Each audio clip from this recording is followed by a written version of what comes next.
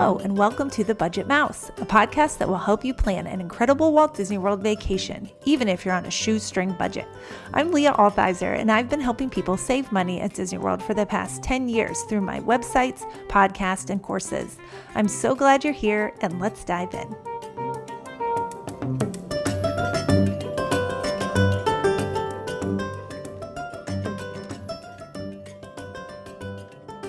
Hey there, on the show I want to address a question I've been asked a few times recently, including by my sister who is planning a trip in November of this year.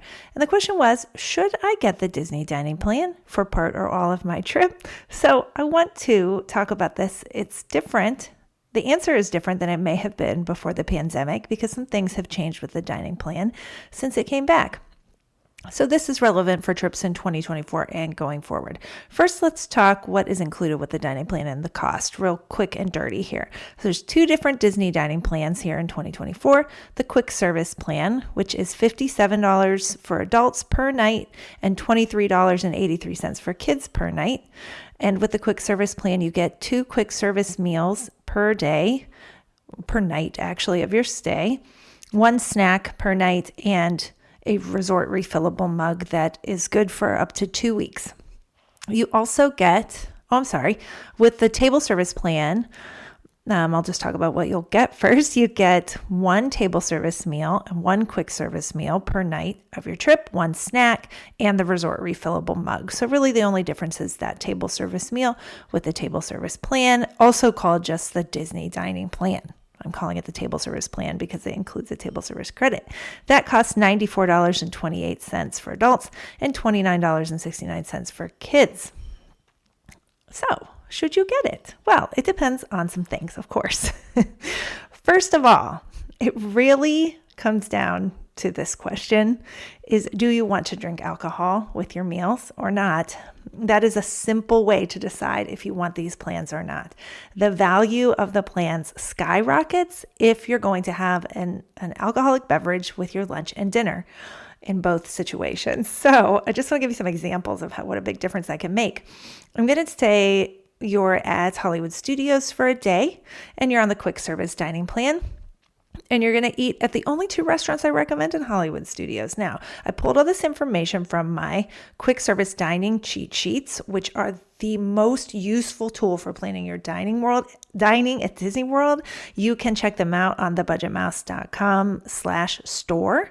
And I was quickly and easily able to get to the menus for these restaurants and find out how much stuff costs. So at Docking Bay 7, the entrees range from $13.29 to $18.99. So with your quick service credit with the plan, you get an entree and a drink. And that's it. So in the past, you would get like a dessert and a side or whatever, but that's all you get. I mean, you get everything that comes with the entree. For example, they have like chicken strips that come with potatoes and veg on the side. So that's all included. You would get that. And then you get a beverage. Now, the real difference in the price here is in the beverage. So you could get a fountain drink, which is $4.49, or you could get a Takodana quencher, which is $17. So right then, that's added $13 to the value of that credit on the plan. So it's a huge difference. So if you're maxing out the value of your credit and you're getting the most expensive entree, which is $19, and the most expensive drink, which is $17, I mean, you're getting $36 worth of credit. And I just did quick math and did a value for 1 quick service credit on the plan. And I'd say it's worth about $23. So you really did exceed the value of that credit on the plan because of that alcoholic beverage. Now, if you're then eating your other meal at Woody's Lunchbox, the entrees there only range from $10.29 to $13.29. But if you get as your beverage a grown-up lemonade for $14, you've then, even with the lowest entree, exceeded the value of the plan. But if you just got a fountain drink, you're below the average value of the plan. So you see how to really get a lot of bang from the plans, I mean, you're going to have to drink a drink with lunch and dinner. Now, to some people, they're like, that's awesome. I would love to do that on vacation. And so that makes sense for them to get the plan. Now, if you're considering the table service plan, the Disney dining plan, because you would like to do some sit-down meals, the other question I would ask beyond, do you want an alcoholic beverage with your meal, is, Are you going to any character meals or any family style meals or buffets? Because the value of a table service credit skyrockets when you are redeeming it at one of these places. For example, if you would like to dine at the Garden Grill at Epcot, which is a character meal in the Land Pavilion, it's excellent, one of the best. I took my daughter there for her 10th birthday. We celebrated there. It was fantastic. The cost for adults is $62. That is for lunch or dinner. And the cost for kids is $40. Now, if you remember, a table service, the Disney dining plan cost per day for children is $29.69. That includes this meal, plus a quick service meal, plus a snack, plus their resort refillable mug. I mean, clearly you have already exceeded the value of that credit from the one meal. If you would like to do several meals like this on your trip, then you might want to consider the dining plan, because the value of certain locations on the dining plan is excellent. This would be one table service credit character meals. The only other question I'd ask if someone wanted to know if they should get the dining plan or not would be, how long is your stay? Because I will tell you, if you are staying at Disney for a week and you're on this dining plan, at some point you're going to just get too full of Disney food. It's a lot of food. And I would honestly just suggest it for shorter trips, or even better, if you're going to do a split stay, to get it for the first part of your trip and then pay out of pocket for the rest.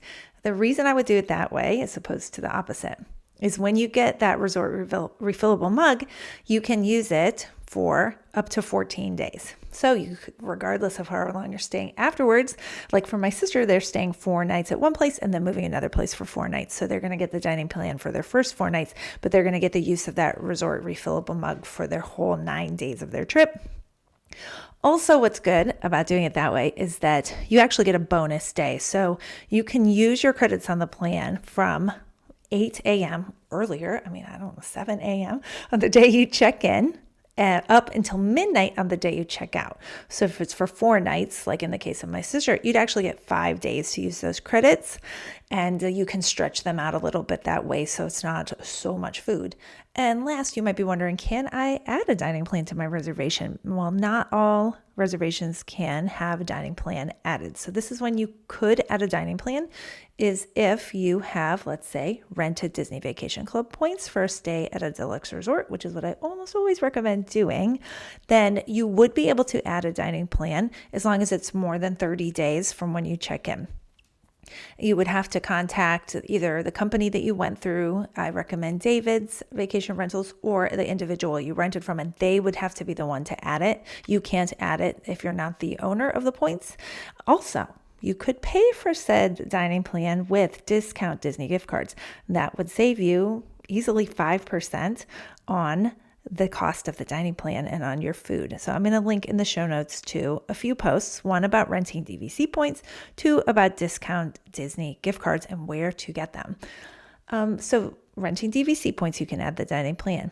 If you have booked a room-only reservation directly with Disney, either through a travel agent, I recommend Sierra with Destinations in Florida. I'm going to link to her information on the show notes too, or direct with Disney, then you can add a dining plan to your room-only reservation. But the warning is, it turns it into a package, which has different rules for cancellation. So it turns into a 30-day cancellation period before, as opposed to a 5-day with a room-only reservation.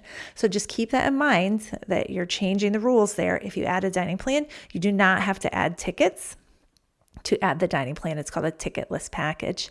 Now, if you have booked a Disney resort through a third party, you cannot add the dining plan. So just keep that in mind. And obviously you have to be staying at a Walt Disney World resort to use the dining plan. And that does not include hotels not owned by Disney on Disney properties, such as the Swan and Dolphin and the Disney Springs resorts. So I hope that helped answer any questions you have about should you buy the dining plan or not for your next trip.